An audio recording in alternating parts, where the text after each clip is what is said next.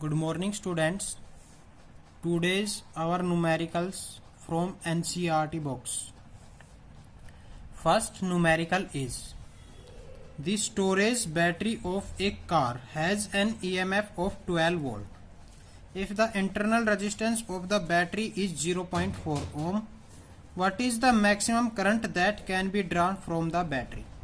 भाई EMF कितना दे रखा है 12 वोल्ट, तो EMF of the battery E is equal to कितना है 12 वोल्ट। इंटरनल रेजिस्टेंस, एक इंटरनल रेजिस्टेंस है जिसको हमने R से डिनोट किया है, एक एक्सटर्नल रेजिस्टेंस जिसको कैपिटल R से, स्मॉल r और कैपिटल R दोनों से डिनोट कर रखा है, स्मॉल r से इंटरनल, कैपिटल R से एक्सटर्नल। तो इंटरनल रेजिस्टेंस 0.4 ओम। ठीक है, we know that current will be maximum, current maximum कब होगा व्हेन एक्सटर्नल रेजिस्टेंस इज 0। ठीक है, एक्सटर्नल 0 होगा तभी करंट मैक्सिमम होगा। ठीक है, एक्सटर्नल रेजिस्टेंस को हम इंक्रीज करेंगे तो करंट डिक्रीज होता जाएगा, तो मैक्सिमम तो हो ही नहीं सकता, तो इसने मैक्सिमम करंट के लिए बोल रखा है। तो उसके लिए हमारे पास करंट की रिलेशंस है I is equal to E upon में एक्सटर्नल प्लस में इंटरनल रेजिस्टेंस। पढ़ चुके हैं हम सेल्स में, cells are connected in series parallel में। तो इससे हम इनकी वैल्यू को पुट करके निकाल लेंगे। एक्सटर्नल की वैल्यू क्या है 0, इंटरनल की क्या है 0.4 और EMF की क्या है 12 वोल्ट। क्लियर, निकाल के सेंड करना है मुझे। नेक्स्ट क्वेश्चन है, a battery of EMF 10 volt and internal resistance 3 ohm is connected to a resistor if the current is in the circuit is 0.5 ampere. What is the resistance of the resistor and what is the terminal potential difference of the battery when the circuit is closed? Circuit close होगा तो उसकी जो terminal potential difference है V, वो क्या होगी, वो निकालनी है, और रेजिस्टेंस इन दिस सर्किट वो निकालना है। ठीक है, बट इसने जो है इंटरनल रेजिस्टेंस ऑलरेडी दे रखा है, कितना दे रखा है 3 ओम, तो एक्सटर्नल रेजिस्टेंस हमें निकालना है। तो देखो सबसे पहले EMF कितनी दे रखी है 10 वोल्ट, इंटरनल रेजिस्टेंस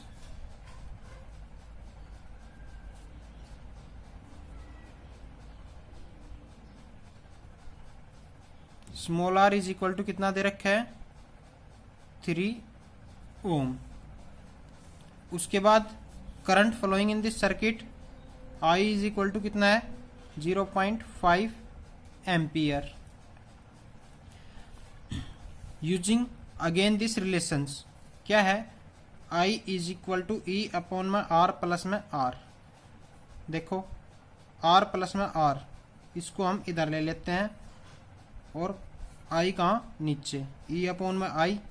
अब एक्सटर्नल रेजिस्टेंस R निकालना है, एक्सटर्नल रेजिस्टेंस R निकालना है, तो इसको देखो कैसे निकालेंगे,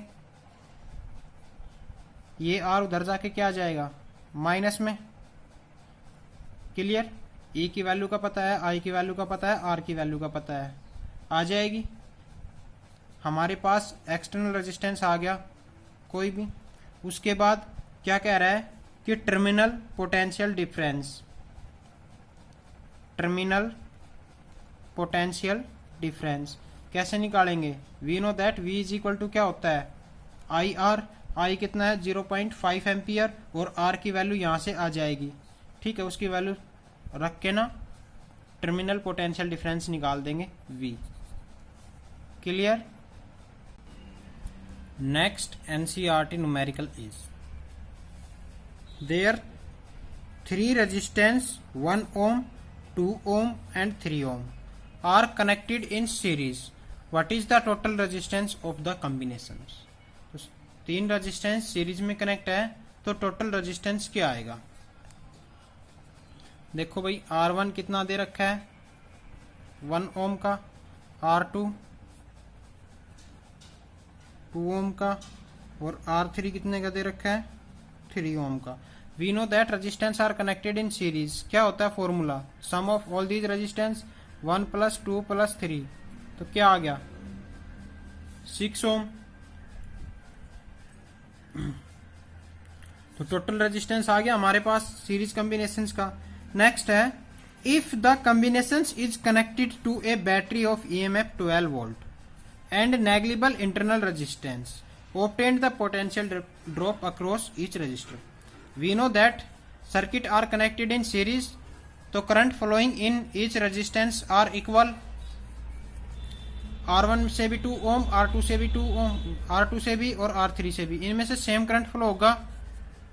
तो सबसे पहले हम करंट निकालेंगे, तो करंट निकालेंगे तो हमें पता है ईएमएफ पोटेंशियल डिफरेंस, ईएमएफ जो है वो कितना है 12 वोल्ट और टोटल रेजिस्टेंस है 6 ओम। तो करंट निकालने का फॉर्मूला क्या होता है, EMF 12 volt, I is equal to E upon में आर एस। ठीक है, EMF of the battery upon में R S, total resistance 12 upon में 6, तो कितना आ गया 2 एम्पियर करंट। ठीक है, अब we know that resistance are connected in series, तो all resistance flow current from 2 ampere, सभी में से 2 एम्पियर करंट क्या होगा फ्लो होगा। अब पोटेंशियल डिफरेंस निकालेंगे, तो पोटेंशियल डिफरेंस अक्रॉस फर्स्ट कितना है 1 ओम रेजिस्टेंस का, 1 ओम रेजिस्टेंस, तो V1 इज इक्वल टू क्या आएगा I इंटू में R1। ठीक है, I कितना है हमारे पास 2, R1 कितना है 1, तो कितना आ जाएगा 2 volt. Potential difference across 2 ohm resistance V2 I R2, potential difference across 3 ohm resistance V3 क्या आ जाएगा I R3। क्लियर, तीनों क्वेश्चन सॉल्व करके आपने मेरे पास सेंड करने हैं, और टाइमिंग जो है 1:45 से पहले पहले सॉल्व करके भेजने हैं। लास्ट जो टाइम है 2 बजे, 2 बजे के बाद कोई बच्चा नहीं भेजेगा। आपके जो टेस्ट हैं वो नेक्स्ट डे तक आते रहते हैं। अब अगले दिन अगले टेक्स्ट के चेक करें या पिछले के चेक करें, और उसमें आप जो है